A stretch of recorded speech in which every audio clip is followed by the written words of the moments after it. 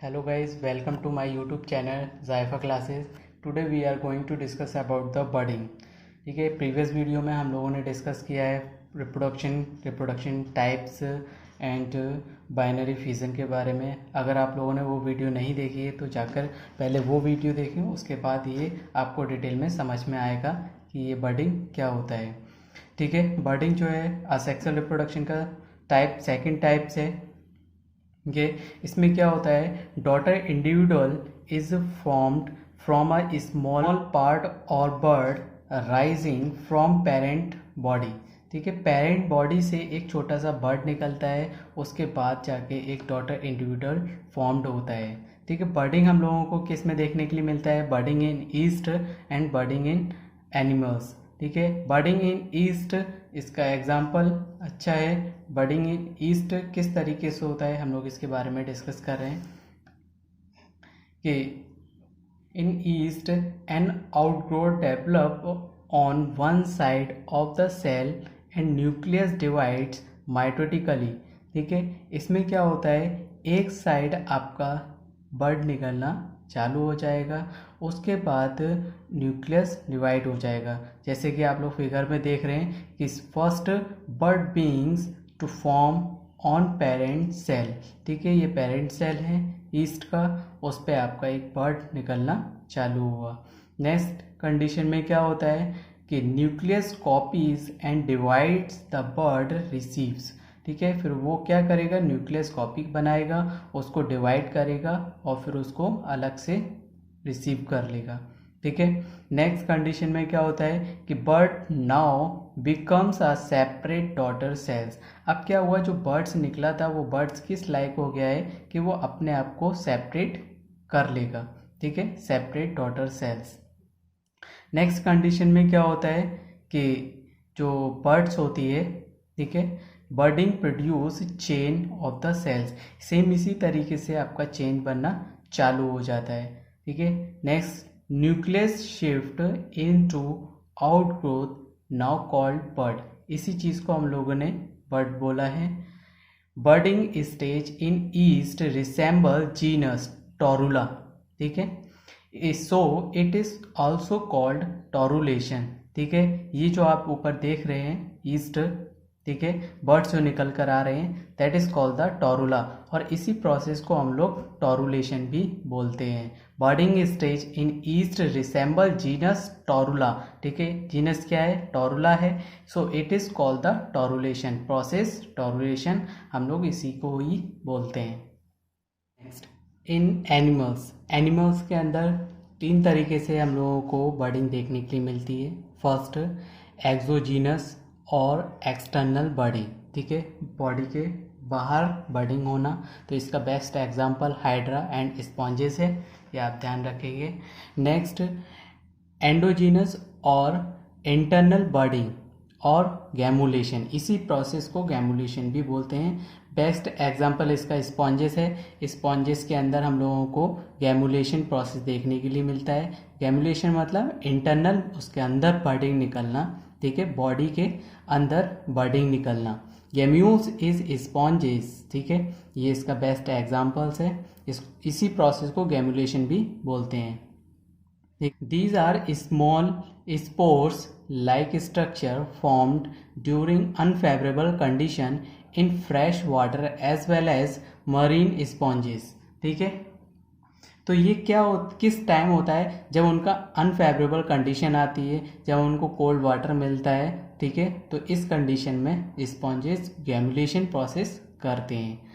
Next, these consist of archaeocytes surrounded by pinacocytes and protect by the spicules. ठीक है, इस time क्या होता है, इसका चारों तरफ आर्क्योसाइट्स कंसिस्ट हो जाता है पिनकोसाइट्स के थ्रू, एंड प्रोटेक्ट कौन करता है, स्पैकल्स उसको प्रोटेक्शन का काम करते हैं.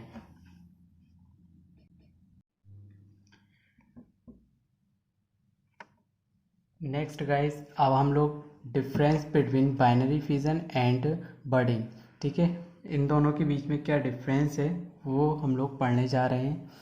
ठीक है, बाइनरी फिजन में क्या होता है, the parent body divides into two equal and similar halves. ठीक है, बाइनरी फिजन में जो पेरेंट्स बॉडी होती है वो दो equal and similar half part में डिवाइड हो जाती है and each half form a new individual.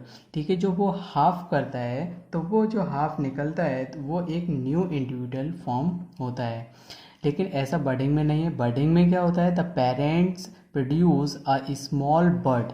ठीक है, पहली चीज़ इसमें बर्ड प्रोड्यूस होती है that gradually grow in size. फिर क्या होता है, वो धीरे धीरे साइज में बड़ा होता है and then separate from the parent body. फिर क्या होता है, फिर वो अपने पेरेंट बॉडी से सेपरेट अलग हो जाता है।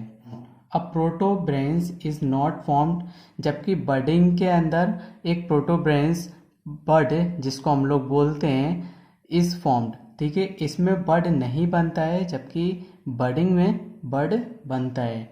ठीक है, बाइनरी फिजन में डिवीज़न जो होता है वो इक्वल होता है और बडिंग में जो डिवीज़न होता है वो अनइक्वल होता है। पेरेंट बॉडी डिस्पर्स हो जाती है। ठीक है, बाइनरी फिजन में दो अमीबा जो पेरेंट बॉडी से डॉटर सेल्स बनते हैं तो वो पेरेंट बॉडी जो होती है वो डिस्पर्स हो जाती है, हम लोग उसको डॉटर सेल्स बोल देते हैं। पेरेंट्स बॉडी उसमें डिस्पर्स हो जाती है, ख़त्म हो जाती है, नहीं दिखाई देता है, उसका नामो निशान ख़त्म हो जाता है, लेकिन वो डेथ नहीं होती, मरती नहीं है। जबकि बडिंग में क्या होता है, पेरेंट बॉडी रिमेन इंटैक्ट। ठीक है, पेरेंट्स बॉडी जो होती है वो बाकी रह जाती है। बाइनरी फिजन हम लोगों को एग्जांपल है बैक्टीरिया है, अमीबा है, यूग्लिना है, पैरामीशियम है। जबकि बर्डिंग का example east and hydra and sponges इसका अच्छा बेस्ट एग्जांपल है, हम लोगों ने अभी पढ़ा है पीछे ही। नेक्स्ट गाइस, असेक्सुअल रिप्रोडक्शन का नेक्स्ट टाइप है फ्रेगमेंटेशन। ठीक है, fragmentation, parent body breaks into two or more piece called fragments. ठीक है, एक कोई भी पेरेंट्स बॉडी है वो अपने आप को दो या दो से ज़्यादा पीसों में ब्रेक करती है, that is called the fragmentation.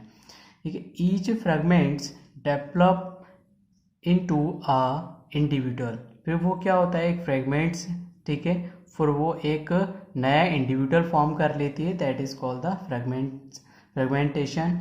It is found in sponges, sea anemones, echinoderms का जो एग्जांपल है स्टारफिश है, स्पायरोगायरा है, राइजोपस है, प्लेनेरिया है, डुगेसिया है, ये इसका बेस्ट एग्जांपल है। ये फ्रेगमेंटेशन इन सब में आपको देखने के लिए मिलेगा। Next, it is ability to repair or renew the lost body part in the post embryonic life of an animals। ठीक है, रीजनरेशन हमने पहले ही पढ़ा है। रीजनरेशन क्या होता है कि अपने टिश्यू को रिपेयर करने की एबिलिटी, ये रीजनरेशन होता है।